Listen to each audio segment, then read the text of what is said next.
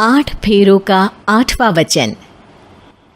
स्वाति ने इसी साल शहर के कॉलेज से पढ़ाई पूरी की है और अब उसके लिए जगह जगह से रिश्ते आने लगे हैं। स्वाति से ज़्यादा उसके रिश्तेदारों को उसकी शादी की चिंता है, इसीलिए जो भी स्वाति के घर आता वो किसी नए लड़के की खबर ज़रूर ले आता। अरे दीदी, ये फोटो देख के बताओ कैसा है। राहुल नाम है लड़के का, मेरी सहेली की बहन का बेटा है। अपनी स्वाति के साथ एकदम प्यारी जोड़ी लगेगी इसकी।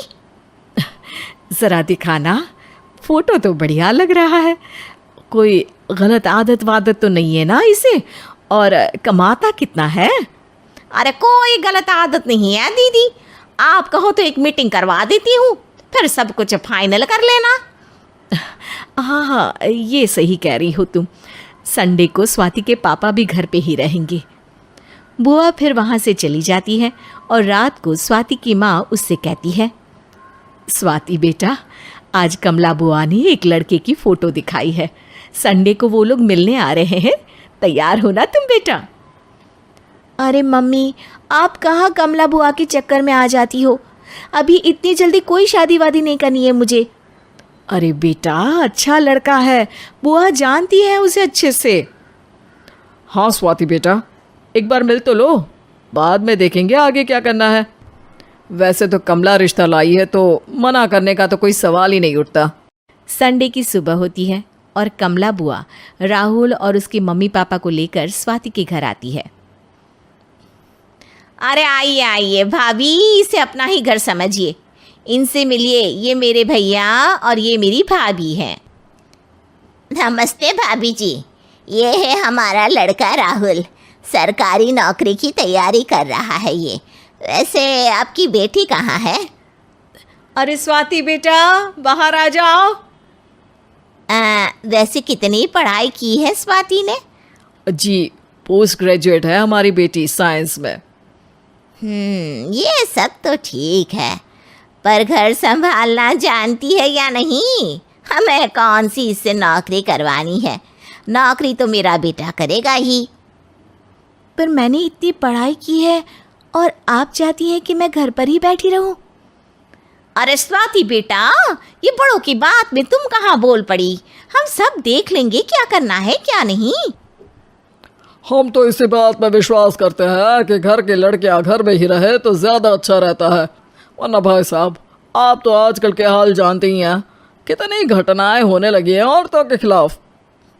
स्वाति बेटा, रसोई का काम तो पूरा जानती हो ना?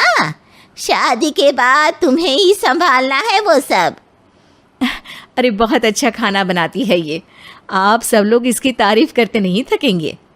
लो भाई, हो गई मीटिंग, अब शादी की तारीख फाइनल कर लेते हैं, क्यों भैया?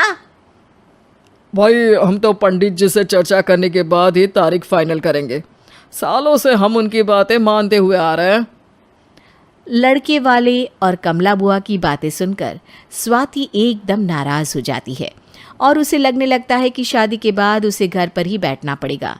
लेकिन घर वालों के आगे उसकी एक नहीं चलती और उसे शादी के लिए हाँ कहना पड़ता है।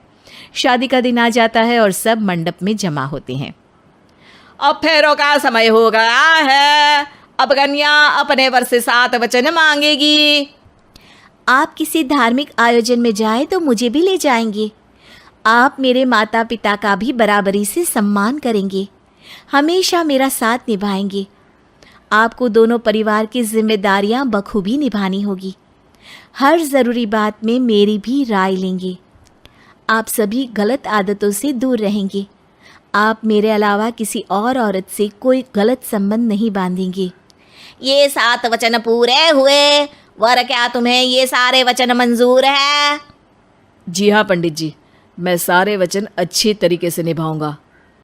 अरे वाह वाह, बढ़िया तरीके से सब काम संपन्न हो गया।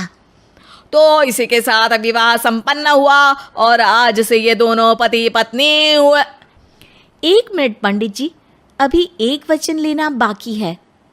अब कौन सा वचन है बेटा? मैं अब हमेशा के लिए किसी दूसरे घर में जाने वाली हूँ, तो पति के अलावा मैं अपने सास ससुर से भी एक वचन लेना चाहूँगी। अब कहो बेटी। मैं ये चाहती हूँ कि मुझ पर किसी बात की कोई पाबंदी नहीं लगाई जाएगी। मुझे सब कुछ करने की आज़ादी होगी और मैं भी विश्वास दिलाती हूँ कि मैं एक अच्छी बहू बन के दिखाऊंगी। स्वाति की बात सुनकर उसके सास ससुर एकदम चौंक जाते हैं और कुछ बोल नहीं पाते कि उतने में कमला बुआ बोल पड़ती है। अरे बेटा, ये भी कोई कहने की बात है? रानी बन के रहोगी तुम तो। वचन देने से पहले सोच लीजिए, क्योंकि शास्त्रों में वचन ना निभाने वालों के लिए नरक से भी बदतर सजा लिखी है। स्वाति की चालाकी से वहाँ मौजूद सब लोग प्रभावित हो जाते हैं और लोगों में बदनामी ना हो जाए, इस कारण स्वाति के सास ससुर को उसे वचन देना पड़ता है। अरे कैसी अपशकुन वाली बातें कर रहे हैं आप पंडित जी। हमें मंजूर है बेटा तुम्हारी शर्त। स्वाति अपनी समझदारी से अपनी बात अपने ससुराल वालों से मनवा लेती है और खुशी खुशी राहुल से शादी कर लेती है। अब से हर शादी में मैं खुद 8 वचन दिलवाऊंगा। ओम मंगलम मंगलम मंगलम।